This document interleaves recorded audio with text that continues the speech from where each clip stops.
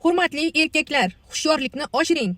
Sababi endilikda ayolingiz sizni begona bir ayol bilan ko'rsa, bu haqida ma'lumotga ega bo'lsa, ichki ishlar organiga onlayn ariza yuborish tartibi yo'lga qo'yildi. Gap shundaki, mening inspektorim ilovasi orqali har qanday erkak, har qanday ayol turmush o'rtog'ini begona bir ayol yoki begona bir erkak bilan yurganligi to'g'risida xabarni to'g'ridan to'g'ri ichki ishlar organiga onlayn yuborish tartibi yo'lga qo'yildi.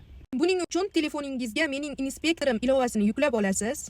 Ushbu ilovaga kirganingizdan keyin shunaqa sahifa paydo bo'ladi va bu yerda murojaat yo'llash sahifasiga kirasiz, yashil tugmani bosasiz. Bu yerda 3 ta sahifa paydo bo'ladi. Birinchisi murojaat sababi, izohi, keyin fayllarni yuklash. Murojaat sababini bosganingizda turli xil sabablar paydo bo'ladi. Siz u yerda yaqin tanishlarni begona bir ayol yoki erkak bilan ko'rgan bo'limini tanlab, bu yerga bu bo'yicha o'zingizni fikrlaringizni, izohlaringizni yozasiz. Pastda video, rasmlar yo'llaydigan joyga rasm va videolaringiz bo'lsa, rasm va videolaringizni joylaysiz. Shundan keyin jo'natish tugmasini bosasiz. Bu videoni kerakli insonlarga yuborib qo'ying.